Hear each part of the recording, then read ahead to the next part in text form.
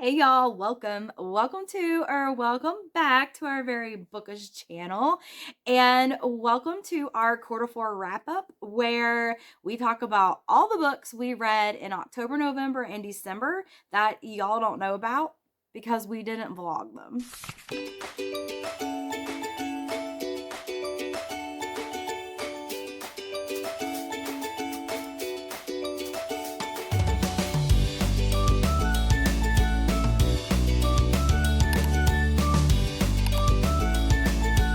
Hey guys, and welcome to our quarterly update about all the books that we have read that until now we have not told you about because we didn't do any kind of videos on them. This quarter was the fourth quarter of 2025, so it's going to finish 2025 for good. And for that specific quarter, I do have a fair amount of books to go over. So I'm going to try and be as concise as possible. I don't know how many Amanda has to go over, and there was a time that we had to make two separate videos in order to not make it so long. And that may happen now because I don't know how many she has. And I think that time I had more books read though. I had been kind of crazy. I think I was reading short stories or listening to short audios, and that's why. For October, November, December of 2025, I read a total of 20 books. And since we didn't do a lot of vlogs in that time period, there are 16 that I have to go over in that time period. 4 of them will be in videos, but only 2 of those 4 already have videos out, which are Brimstone and Things Gods Break. We did Brimstone for a viral video series that we do, that we talk about a book in under 10 minutes and share our opinion. And then Things Gods Break has its own arc review, which you can check that video. The other 2 we will be posting this month in January. So you'll be able to see the other 2 that I read, which is Alice Feeney's newest one that comes out this month. It's called My Husband's Wife. Me and Amanda both read it, and we're going to post an arc review probably on the day that it comes out, which is January 20th. And then we had a November TBR video that we're just behind on, and it's going to get posted this month. It also includes birthday stuff and author visits. There's a lot packed into that video. So definitely keep your eye out for that. But I had pulled a book out of the TBR jar. I actually think I pulled several. Spoiler alert, I had to DNF, I think, a couple for that one. But I ended up reading Last Time You Saw Him, which I believe, I could be forgetting the author's name because I don't have it written down, but Kate White. You can see that book in that video. Out of the 20 books, I did have 4 5-star books in those 3 months, which I have had a really good 2025. I feel like I have read a lot of great books in that year, and I'm really hoping to repeat that in 2026. And I only had 1 2-star book in that 3-month period. That one isn't going to be one of the 16 that I am talking about, so you can guess which one. Go hunting for the 2-star book because, you know, people want to read 2-star books. I'm going to go in order of how I read these books from October to December. And the first one is Buckeye by Patrick Ryan. This is fiction. I gave it 4 stars. I thought it was mostly just really well written, but the characters in this book, it takes place in Ohio, and that's why it's called Buckeye. But the characters in this book are just very flawed human beings. So it's one of those types of books that because it's so well written, the characters, because they're meant to be flawed and meant not always to be likable, it can be at times, I don't know if I want to say grating, just have a hard time reading some of the stuff that they do. It's not overly so, it's definitely not making you hate anyone per se, but I did enjoy reading this. I am a lover of fiction and literary fiction, so it was definitely up my alley. If you do love literary fiction, this is definitely one of the good ones. It's on a lot of people's favorite lists for 2025, and I was really happy that I had a chance to read it. So 4 stars, really enjoyed it. So Jen and I read a lot of books in the last quarter of 2025 that we did not vlog, but we still want to go over them with y'all because we want to talk about books. That's what we do on this channel. I am just going to go off the fly here. I have my computer and I have it set up right in front of me. I'm going to go to my Goodreads and I'm just going to go in order of all the books that I read and, you know, just give you my thoughts on them. First, let's see how many books that I actually read. So y'all will know a total for that quarter. Let me go through and count these. All right, y'all. So I reviewed my Goodreads. I tallied them up. I've read 17 books in October, November, December, and there's 8 of them that are not vlogged or are not ARC reviews. So most of them are books that are coming out. You guys don't know it yet, but I'm not going to talk about it in this video because they will be coming out. So there are 8 books that I'm going to talk about in this video. I had 2 5-star reads and one was actually a short story. I would say that this might be the first 5-star short story that I've ever read. I don't keep short stories on the same level. So like a 5-star for a short story is not necessarily like equal to a 5-star full novel, but for what it was, I felt like this short story was fantastic. It was called The Kill Clause by Lisa Unger. For a short story, there was a lot of action packed in there. There was a very good plot. I found it super entertaining. I read it all in one sitting because it's super short. I got engrossed in that book and it's really one of the best short stories I've ever read. So I did give that 5 stars. The next book was Heart the Lover by Lily King, and this one I listened to on audio. This was such a heartbreaking book. It was a for sure 5-star book for me. And especially listening to the audio, I think sometimes it does or it can change how someone feels about a book. I think it could go either way too. It could end up being worse than if you read it, or it could be better than if you read it. I've had both those experiences over the years with audio, and I've done more and more audio because I've been listening to them in the car when I'm driving. So when I have to travel for work, it's definitely something that I get a chance to listen to. But I can struggle with it. If it's something not grabbing my attention, I tend to DNF easier with an audiobook, because if I can't remember, like if I start to wander off and not pay attention to the book, to me that's saying probably shouldn't be listening to this book, because I don't want to have to keep going back and listening to see what I've missed. But this one was definitely not the case. 5 stars for sure. It's about a woman when she's in her college years and about 2 guys that she meets at college. One she ends up having a relationship with at college, but it's one of those heartbreaking young romances that doesn't really work out, but there's so many factors that you don't even know why. Like if it were just timing or what's going on in your life or their life, and she ends up, you see them years later and some things happen. I don't want to ruin it if you want to read it, but some things happen, and it's really just the journey of how we meet some people when we're younger and then we grow up. But some of those feelings that we had when we were younger, you either need closure or you need to revisit, and it's never really left you, and you're in a different place when you're older. So I just loved how it was written, and I thought Lily King did a really great job. I really want to read something else by her now. I know she has other books, but I absolutely loved it. 5 stars for sure. I also read The Wicked and the Damned, which is the second book in a series by Rebecca Robinson, and I gave that book 5 stars. It was an ARC.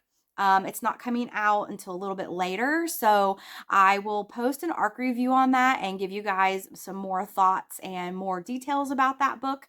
But if you all haven't checked out Rebecca Robinson's books, you need to, because the Wicked and the Damned was such a great book. The first book in that series is called The Serpent and the Wolf, and fantastic. Again, I feel like it's a very underrated series. If you like romantasy and lots of action and those type of books, I really think you need to check it out. The next one was Mary by Nat Cassidy. And I had read another book by Nat Cassidy this year that I absolutely loved and was a 5-star book for me, which was When the Wolf Comes to the Door, horror. And I was recommended that book by Hannah. It was just so much going on in that book and I loved it. But for Mary, it's definitely different. And I don't even know how to describe it, but it was definitely a different type of horror, but it's about a woman who she's at the age where she's basically menopausal. And I did give it 4 stars because I did love a lot of how he wrote about what she's going through. I feel how he sets up scenes and how horrifying some of the things we go through as women, but also pairing it up with what's going on in Mary's life. And you almost an unreliable narrator because you don't really know what's real and what's not, what's going on in her brain. But I very much enjoyed it. So I think it was a great horror, but I think you would want to read that subject. I don't know if someone who is just wanting to have a horror, book necessarily, it's very different to be writing a horror book about a woman going through menopause. But I did enjoy it, and maybe it's because I'm older now and very much relate to some of the things that Mary was going through. Definitely say it was a great book, though. 4 stars. As far as 1 and 2 star books go, I don't typically rate books 1 or 2 stars. If I have a feeling like the book's going to be 1 or 2 stars, I will DNF them. So speaking of DNFs, I did DNF one book. It is going to be part of a vlog, and I DNF'd To the Queen by Nick Cutter. And it wasn't a bad book. It just wasn't what I was feeling at the time. I did not rate it on Goodreads because it was my mood is why I DNF'd it. I don't think it's fair to rate the book poorly. But I did DNF that book. It is in a vlog. So you all will see that when the vlog gets posted. The next one is a very slim little book and a very long title. Was promoted as a humorous take. It is literary fiction again. And the title, as you can see, Maggie or a Man and a Woman Walk into a Bar, Katie Yee. I was very hesitant going into this book because the book jacket does explain that the woman gets diagnosed with breast cancer. I am a cancer survivor, and it's very hard for me sometimes to read someone going through that because it brings up what I had struggled through. And you go through cancer, the thought is that it can always come back. A lot of times it does come back, and that can be very scary. This was written very well, though. It's a very short book. It's a lot about her going through a divorce at a very bad time in her life, obviously, because she is finding out she has breast cancer. She has a child with her husband, but she also has a way of looking at things in a positive light and with humor. So I appreciated this. I didn't put it down. I actually really liked it and gave it 4 stars. So now I'm going to just talk about all the books that I read and give you some more details about the ones I didn't vlog. I did read The Deathbringer by A.M. Eno. That is in the vlog where I went to the Big Ohio Book Con, and she is a independently published author. The next book is another 5-star book on my list, and I also had another 5-star book from the same author. So it's not surprising that I love this book. But I also got to meet her on my birthday because she happened to be doing her press tour, and I got to see her at a library in Columbus. But it's The Everlasting by Alex E. Harrow. Love this book so much. It had so many elements to it. I feel like it's a mixed genre, and I think it's officially put in fantasy, but I am liking mixed genre more and more and more, depending on what those mixed genres are, I guess. But this one is about a lady knight, and it's also about someone that is with her, and it's kind of like time travel and redoing things. There's just so many elements in here. It's just hard to even describe it. But I absolutely love this book. And I think a large portion why is just how Alex writes. Her writing is just, to me, something that I fall easily in, and just how she describes everything and her characters. It's very mesmerizing in how she writes things. So loved it. Absolutely 5 stars. Next, I read Fall I Want, and that is also in a vlog. We did do a fall themed vlog, and I enjoyed that book. The next was an arc that I had, but I've already unhauled it into a little free library, I think. I don't have it anymore, but it's called No Rest for the Wicked by Rachel Louise Adams. And it had a black cat on the cover, as you can see, because I can put it on the screen. I had a lot of hope for this, and I read it around Halloween. I definitely was trying to find some horror around that time period that I really wanted to read and get into the mood of the season with Halloween. It was just an okay book. It was 3 stars, nothing that I was super excited about or couldn't wait to finish. And it was one of the classic storylines of a woman goes back home to where she grew up and her father had disappeared and she's trying to figure out what happened. Was he murdered? I feel like it was not, I don't know how to say about the ending. Like everything is round up, but it wasn't like a huge shocking twist. And I don't know how much I really felt like it was necessarily well written. I don't think it was poorly written. I know that's always subjective, but I would have given it a 2 if I really was struggling with how it was being written. But nothing was engaging me on a different level. So that one was just 3 stars for me. So the first book that I can talk about a little bit is I read The Escape Room by Megan Golden. And this book, it was on my physical TBR. It's a book that I purchased from a used bookstore. And Megan Golden is an author. She writes a series, and I've read 2 books of the series. The first book I think is called Dark Corners. I can't remember if that's the first or second book, and I'm not remembering the other title in that series. But I just enjoyed those thrillers. I enjoyed that series, so I thought I would pick up another one of her thrillers. This is a standalone thriller. And this book was really cool. It was about a group of people at work that get stuck in an elevator and have to do kind of terrible things to each other, and they are trying to get out. And that's all I really want to say about it, because it's really good. I felt like, although the main twist was fairly predictable, I feel like it was good. I still like wanted to read. I wanted to find out why. I wanted to know more. I needed to know more about these characters. They are despicable characters, but they're also characters that are interesting. So they're not characters that you just despise and hate and don't care about and don't want to read. They are a little morally gray, but it works for the book, okay? Just trust me on that, y'all. The next is a short story, and I fell victim yet again to a short story, mostly because it's by one of my favorite authors, Lisa Unger. She put one out for the Christmas season, and I think this was in November when I ended up reading it, but it's called The Kill Clause.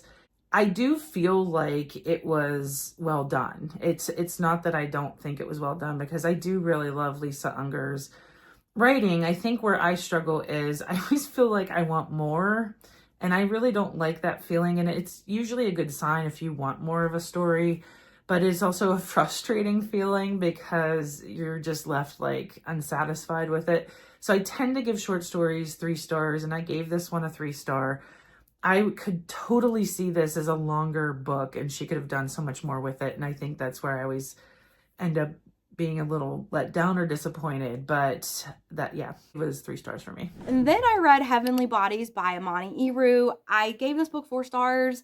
I loved most of this book. I do feel like it fell apart a little bit at the end for me. I did go out and buy Fallen Stars, which is the second book of the series, and I am going to read it soon. It is one I really want to get to. I'm excited to get to, but sort of the end of the Heavenly Bodies, like I was like, this is going to be 5 stars. But at the end, I felt like it was messy. It started to fall apart a little bit. I started sort of being confused as to exactly what was going on.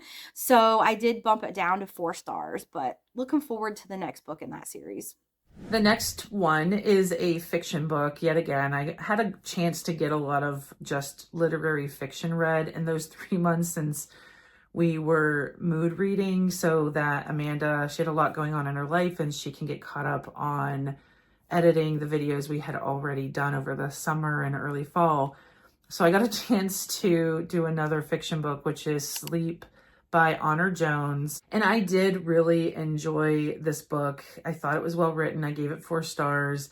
It was something that I feel like I finished pretty quickly too. It just kept me invested in the story. And it's just about a woman who ends up getting caught between she's a mother to children, but she's also a daughter to her mother and father. And it's just telling the story about how you end up feeling pulled between these two kind of family dynamics. It's the best way to say it because there was no huge, it wasn't really plot driven. It was definitely character driven.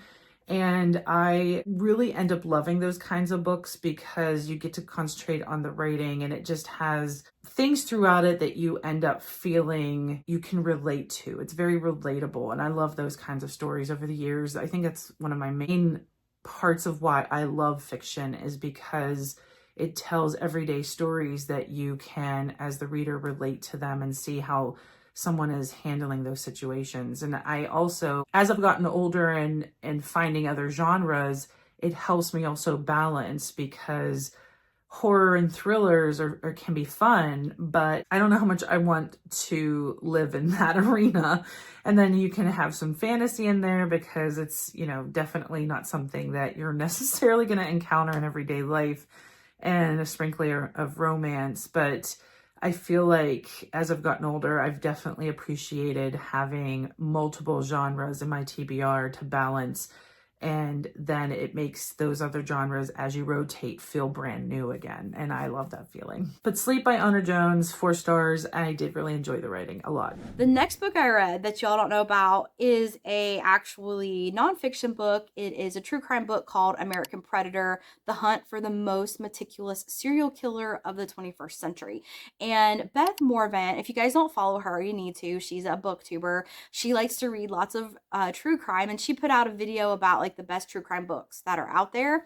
And this was her number one pick. And this serial killer, y'all, was just so interesting. I find the way that these people think, and these people, I mean like crazy people, like serial killers, is very interesting because it makes sense in a weird way how they think. Like I can kind of understand their line of thinking. Obviously, I don't empathize with them. I could never do the terrible things that they do or justify it in my mind, but the way that they talk about it and the way that they justify it in their own minds is so interesting to me. And this serial killer, you guys have probably never even heard of. I do remember seeing a documentary about him on TV, but his name is Israel Keys. And it is really unknown how many people he's actually killed, but the story of the last person that he took and how he got caught and how these serial killers think that they're so much smarter than everyone else, it's just fascinating to me. And he is smart. Like he did get away with it for a long time. But if that's something you're interested in, I would recommend the book. It read very much like a story. There is a lot of detail and some forensic stuff and FBI files and all of that included in the book for proof and for, showing you the receipts of what she's saying. But this is a really good book and I do recommend it. Speaking of mixed genres, I ended up finding out about this next book from an email I got from a publisher, and they said for readers, and it was like they knew me. They said for readers of Cloud Cuckoo Land by Anthony Doerr and Gabrielle Zevins, Tomorrow and Tomorrow and Tomorrow. And I think they even threw in Emily St. John Mandel with Station 11. And there was another one by her too. I always end up forgetting that title. I forgot it in the last video I did too the other day. But those 3 authors tend to have like kind of a mixed genre and very great writing. Like my favorite authors, they just know how to write books. They know how to just suck me into those stories. And as soon as I saw that, I was like, I have to read that book. And I was so lucky to get a art copy. I mean, I did enter for it from that email. So it was kind of, I think, a given that they were going to send me an art copy of this, but this doesn't come out until May of this year. So if you like any of those authors I just talked about, or any of those books that I just talked about, this is definitely for you. It, for sure, they described it accurately. That doesn't always happen. And I was very happy that it was described accurately. For sure, it belongs in with those titles. Very great writing. And I don't know if you can see, but it is homebound by Portia Alon, and I hope I said her name right. I think it's a debut. I can't remember if I saw that she has another book, but 5 stars for sure. Absolutely loved it. And I need to do an ARC review, but I'm trying not to do them this far in advance. We're trying to do them as close to the date as possible. So I will probably do an ARC review in the future about this one. The next book I read is The Thorn Queen by Sasha Payton Smith. And this is the second book in the Rose Bargain series. And I did an ARC review for that. It will be posted. The book's not released yet, but look for that ARC review if you liked the Rose Bargain. The next one, I had tried ordering a copy because I really wanted to read a physical copy, and I ended up just getting it from the library and listening to it as audio. And it's called Forgot You Saw Her by Noelle Ely. And I really bad at not looking up the names and how to pronounce them before I do videos, and I really hope I didn't mispronounce her name. But she has written other ones that I've absolutely loved, and Run on Red was one of them. This is a prequel for Ask for Andrea. Ask for Andrea is such a great thriller and had me on the edge of my seat wanting so badly to find out what was happening. If you like thrillers, you for sure need to read Noelle Ely, and Ask for Andrea is one of the ones that I feel you should definitely read. Run on Red was actually really good too. So for this one, I did give it 4 stars. It's a prequel for Ask for Andrea, and it's one of those books that is hard to talk about because you don't want to ruin, but it's basically a murder mystery story that kind of has a twist, though I'm pretty sure it might say the twist on the back of the book. I can't remember. Sometimes I go into books blind, so I don't always know that, so it's kind of a twist for me because I'm going in and not knowing it, and I feel sometimes I like books better that way when I do that. But this one tells the story of the beginning and what has occurred before the events of Ask for Andrea, and I thought it was just as good. I was just as riveted, and definitely for thriller lovers, 4 stars, definitely recommend. The next book I read was The Busybody Book Club by Freya Sampson.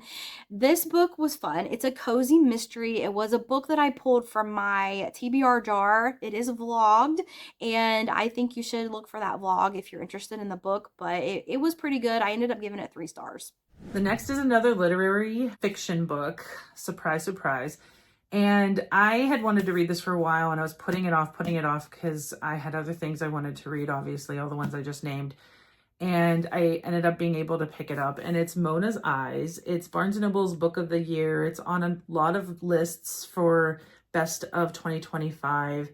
And it's such a heartwarming story that has a little bit of a mystery involved, and I didn't even know that going into this, so it just was like an added thing that I loved about this book.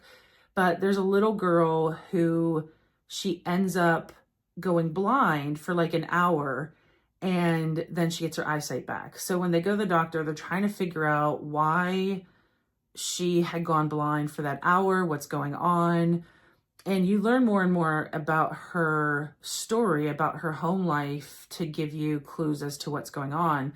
But her grandfather is to kind of take her mind off of everything going on and to take the stress away from it.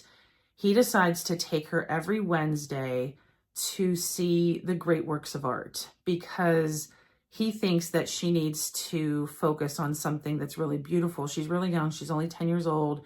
And she hasn't experienced and seen a lot in life. So he's trying to give her more experiences, but also at the same time share that time with her, and they grow an even deeper bond. So the best thing about this book is the book jacket does fold out into, and you can see all of the art that they end up going and seeing. So this is this book jacket here. And then you end up seeing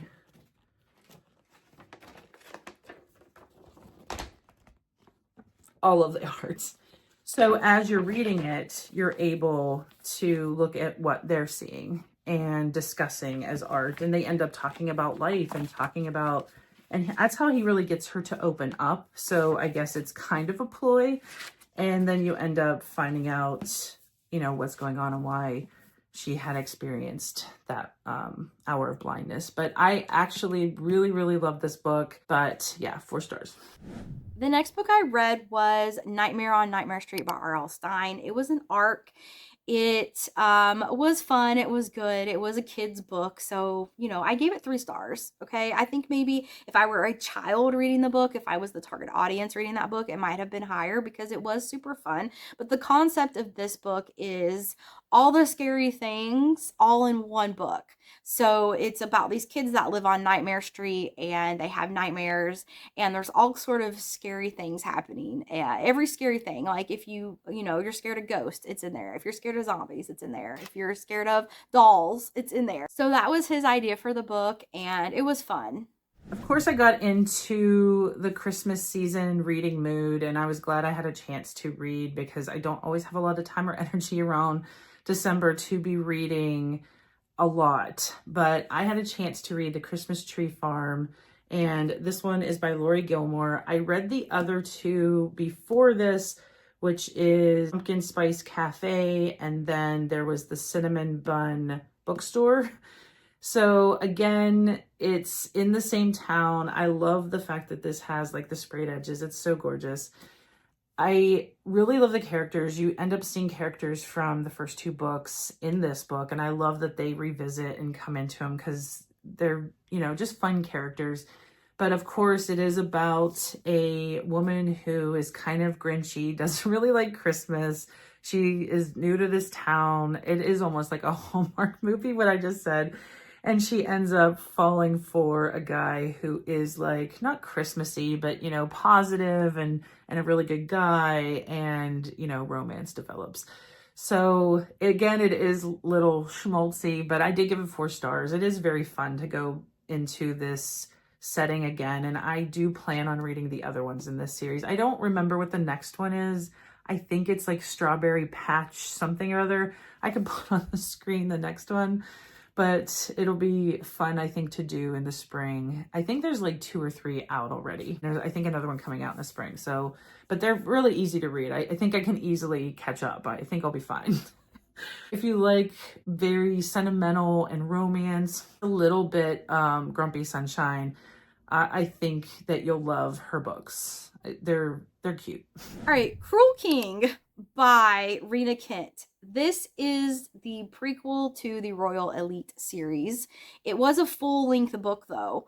And this book was okay. I don't know. It's kind of one of those books that's super entertaining, but also does not feel very relevant or very impactful in my life now because you're following like 18-year-old high school students, and there is spice in it. It is spicy, which, I don't know. They're 18, okay? They're 18, but still feels a little inappropriate, and I just thought this book could be entertaining. It kind of reminded me of a book I read called The Paper Princess, and I thought those books were really fun. But this book really, although it followed the same formula as The Paper Princess, it really didn't work for me as much. I gave it 3 stars. The next one was a little disappointing, but it wasn't horrible, and it was The Haha by Jennifer Dawson. I had really been looking forward to it. I hate when I get my hopes up that much. I ended up giving it 3 stars. I really thought it was going to be a 4 or 5 star book though. And it was a republished book. This came out originally in the 1960s. It got overshadowed by The Bell Jar by Sylvia Plath. It has a lot of similar elements to it. I really have a love for Sylvia Plath and The Bell Jar. In college, I ended up studying her because I was an English psych major, and I studied both The Bell Jar and Elizabeth Wurzel's Prozac Nation for my senior thesis, and how depression was shown in both like a fictional book as well as a memoir. And so I was really thinking I was going to end up having some of the similar feelings towards this, but I don't know, something fell short with it. I just living up to the expectation that I had. So 3 stars. Then I read The Book of Azrael by Amber V. Nicole, and This book was really good. I gave it 4 stars. It wasn't perfect. It wasn't at all what I was expecting, though, y'all. Like, if you look at the cover of that book, you're thinking it's going to be gothic, it's going to be dark, it's going to be like give you that like haunting feeling, but it's sort of more urban fantasy. And I did not get that from the cover of the book. And I know you shouldn't judge a book by its cover, but with the designs, especially because this book was released with like nice sprayed edges, and I understand once you read the book, you get the skull on the front of the book, but it was giving gothic vibes, and this book did not feel gothic at all to me. It's urban fantasy. You are following characters in sort of this time frame. They go to resorts, they have cell phones, they drive cars. So it really didn't give me, like, wasn't what I was expecting. But by the time I got to the end of the book, it was really good. And I am anxiously awaiting for the time that I can read the second book in this series. The next one I hesitated putting on the list because I do plan on doing an ARC review for this, but I haven't done it yet. And it does come out next month. And I have been looking forward to this book for so long, and it's Catriona Ward's Nowhere Burning. I don't physically have it because I did lend it to Hannah, who's also a huge Catriona Ward fan, and she wanted to read it. I think Amanda really wants to read it too, so I'm gonna, once Hannah's done with it, I'm gonna see if I can send it to Amanda as well, and we can always do a joint ARC review. This one had a lot of elements of like Peter Pan in it, and I thought it was kind of cool how she did that, but it's a typical Catriona Ward book that had a lot of horror in it, but you are getting different pieces and different viewpoints, and you're kind of left thinking, okay, what's happening? I don't really understand.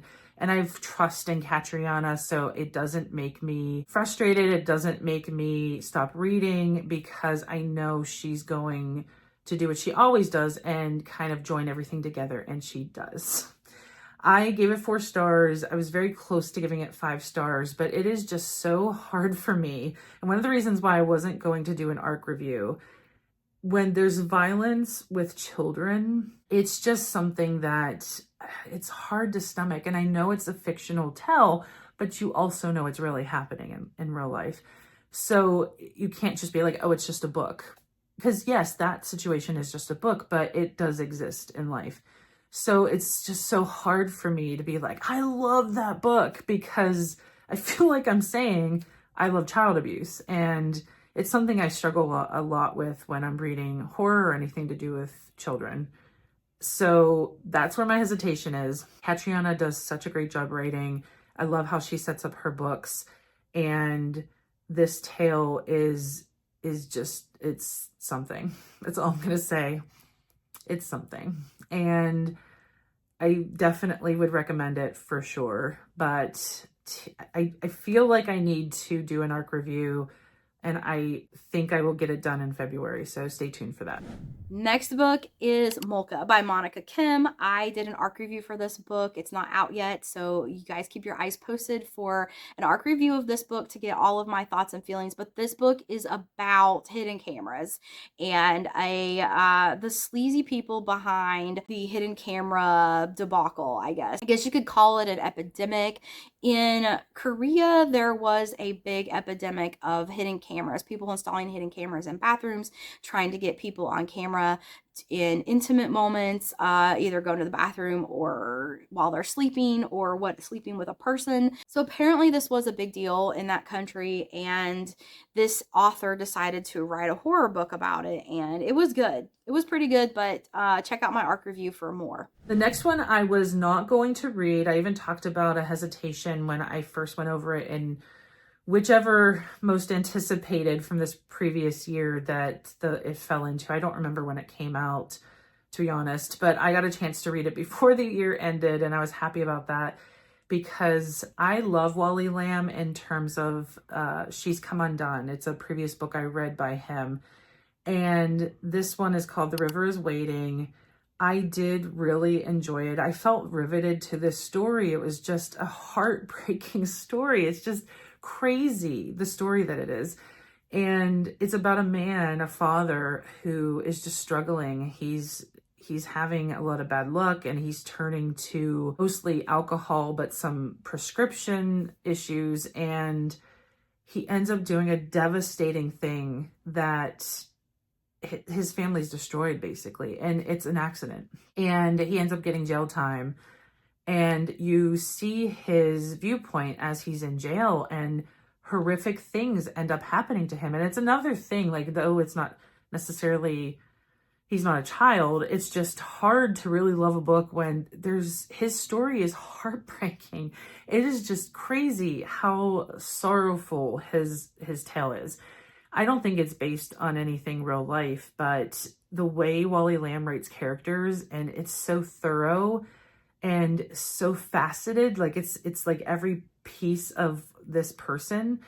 I really enjoyed it. I was close to giving it 5 stars, but I think again I was hesitating just because it's so full of sorrow. And you always see those memes that they say only readers can have a book break their heart, and they're actively telling people to go read this to have their heart broken. And it feels true when some of the books that really get you, like really make you emotional, and you have this visceral reaction, but you want others to also have it. But why?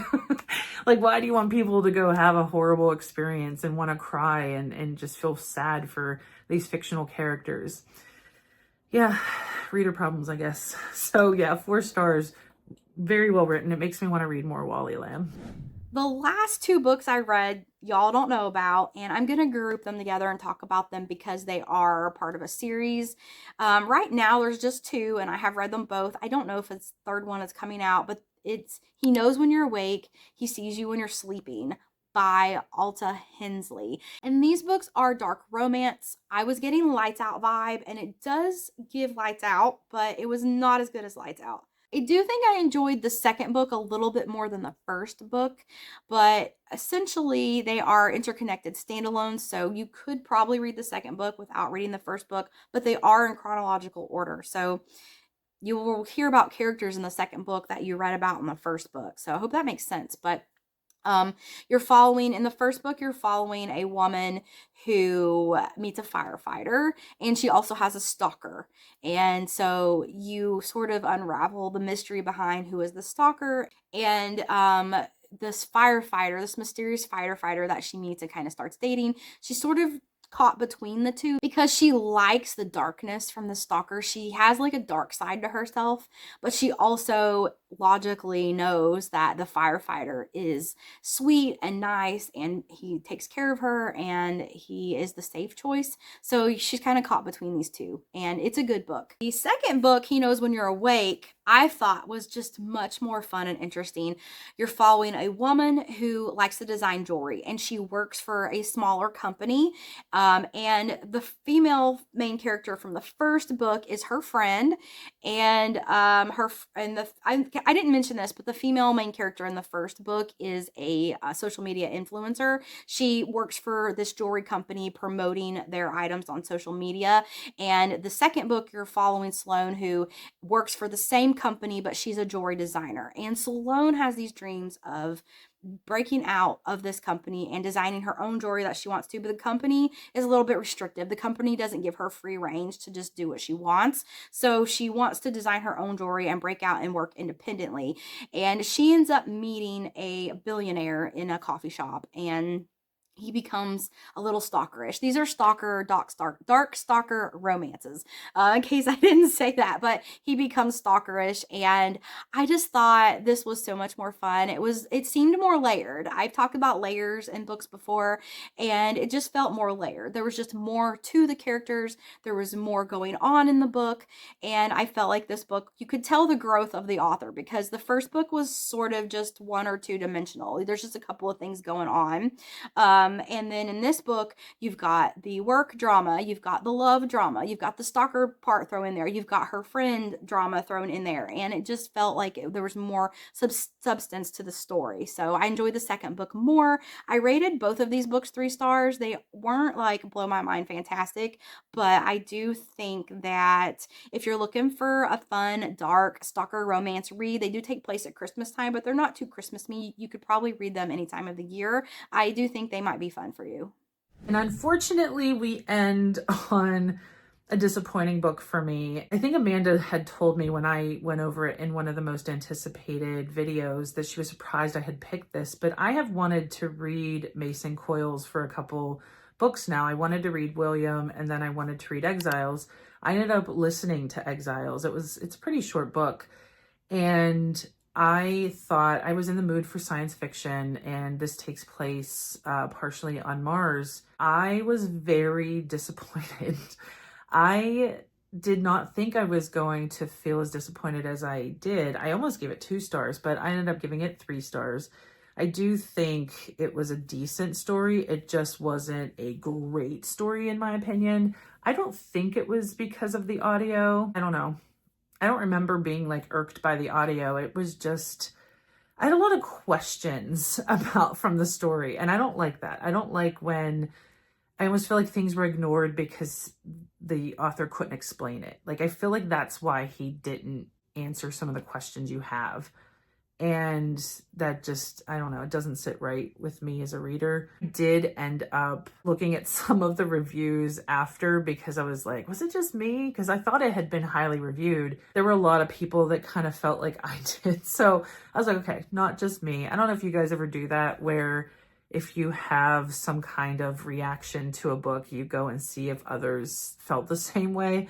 I do it on especially books that I feel like a lot of people are saying they love it. And I'm like, is it just me? Like, I didn't really like that book. I don't tend to look at other reviews when I love a book because I've done that once or twice and it kind of almost hurts your feelings when you're like, wow, I really loved that book. It was like 5 stars for me. But then these people are like, worst book ever.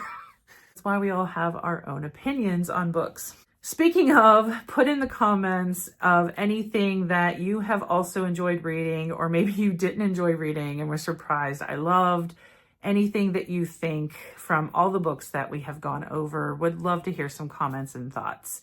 Thanks for listening to all of our 2025 Q4 reads, and look forward to a lot in 2026. We already are planning and doing a lot of thinking forward for our channel. So if there's anything you want to see, also leave that in the comments. Would love to hear some opinions out there. Thanks for watching, guys, and until next time.